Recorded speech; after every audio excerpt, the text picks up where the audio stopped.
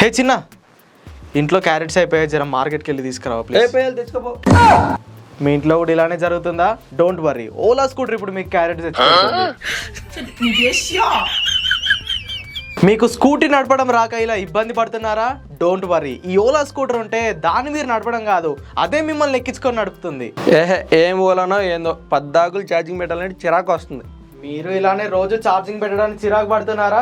Don't worry, ఇప్పటి నుండి Ola scooter అదే ఛార్జింగ్ స్టేషన్ ని వెతుక్కుంటూ వెళ్ళి అదే ఛార్జింగ్ పెట్టుకుంటుంది.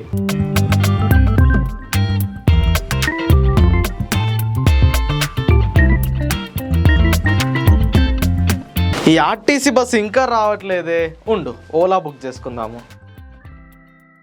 వామ్మో, ఇదేందయ్యా ఇది? దయ్యం సినిమాలో చూపించినట్టు మనిషి రాకుండా ఓన్లీ ఓలా స్కూటరే నడుచుకుంటూ వస్తుంది అని ఆశ్చర్యపోతున్నారా? అవునండి, ఇదే Ola solo, world's first autonomous అంటే మనిషి సాయం లేకుండా దానంతట అదే నడిచే ఎలక్ట్రిక్ స్కూటర్. ఇదంతా నేను చెప్తుంది కాదండి, దీనికి సంబంధించిన ఒక వీడియోని ఓలా నిన్నైతే సోషల్ మీడియాలోకి రిలీజ్ చేయడం జరిగింది.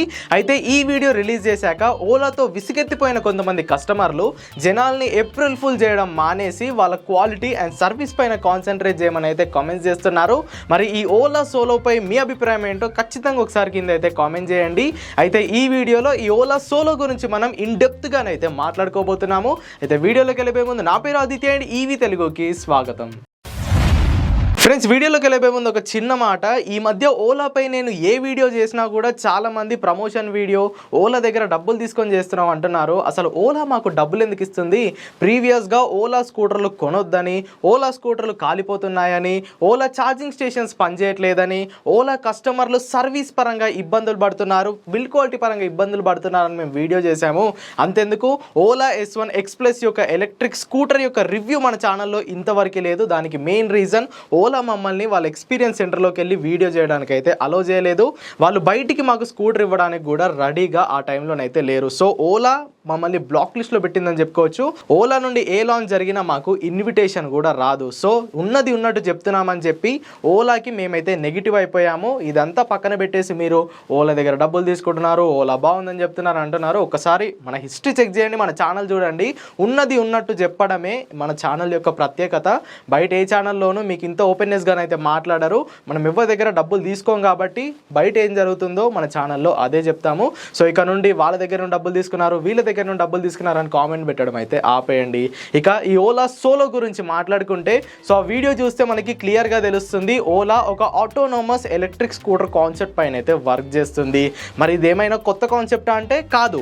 ప్రీవియస్గా మనకి ఒక ముంబై బేస్డ్ స్టార్టప్ కంపెనీ లైగర్ ఈవీ అనే బ్రాండ్ మీకు గుర్తుండే ఉంటుంది. వాళ్ళు ఫస్ట్ సెల్ఫ్ బ్యాలెన్సింగ్ స్కూటర్ అయితే కనుగొన్నారు, దాన్ని తయారు కూడా చేశారు. బట్ ఇంతవరకు లాంచ్ అయితే అవ్వలేదు. 2023 ఆటో ఎక్స్పోలో వాళ్ళు దాన్ని అయితే షోకేస్ చేశారు. నేను అక్కడ వీడియో కూడా చేశాను, లింక్ డిస్క్రిప్షన్లో ఉంది. ఇన్ కేసు ఇంట్రెస్ట్ ఉంటే వీడియో తర్వాత వెళ్ళి చూసేయండి.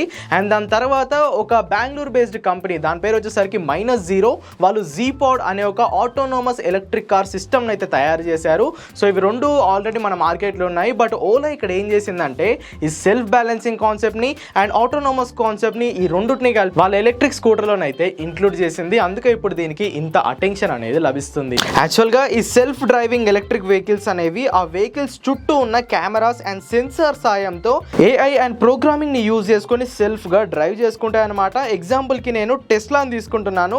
టెస్లాలో కూడా మనకి ADAS ఫీచర్స్ అనేవి ఉంటాయి అండ్ ఆ ఫీచర్స్ ని యూజ్ చేసుకొని ఆ కార్ అయితే సెల్ఫ్ గా డ్రైవింగ్ చేసుకుంటుంది. బట్ టెస్లా కార్ కి అయితే 4 టైర్లు ఉంటాయి, దానికి బ్యాలెన్స్ అనేది అయిపోతుంది. స్కూటర్లకి మనకి 2 టైర్లే ఉంటాయి కాబట్టి ఈ సెల్ఫ్ బ్యాలెన్సింగ్ ని అండ్ ఆటోనోమస్ డ్రైవింగ్ సిస్టమ్ ని ఈ రెండుని ఒకే దాంట్లో వీళ్ళైతే ఇంటిగ్రేట్ చేశారు. దీనివల్ల లైగర్ ఈవీ లాగా ఇది సెల్ఫ్ బ్యాలెన్సింగ్ చేసుకుంటుంది అండ్ జీపాడ్ కార్ లాగా ఇది మనిషి సాయం లేకుండానే ముందుకైతే నడుస్తుంది. సో దీనివల్ల ఓలా వాళ్ళ ప్రకారం ఈ స్కూటర్ సూపర్ మార్కెట్కి వెళ్ళి మీకు కూరగాయలు తెచ్చి పెడుతుంది. ఛార్జింగ్ అయిపోయినప్పట్లల్లా దీని దగ్గరలోని ఛార్జింగ్ స్టేషన్ని లొకేట్ చేసుకొని దానంతట అదే అది అక్కడికి వెళ్ళి ఛార్జింగ్ అయితే పెట్టుకుంటుంది. అండ్ ఓలా రైడ్ యాప్లో మీరు దీన్ని బుక్ చేసుకుంటే మీ గమ్యస్థానాలకు మిమ్మల్ని ఇది డ్రైవర్ లేకుండానే చేరుస్తుంది.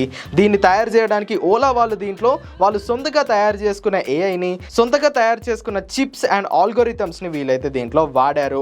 లైడర్, radar, ultrasonic sensor, GPS navigation లాంటి సిస్టమ్ సాయంతో ఈ స్కూటర్ అయితే నడుస్తుంది.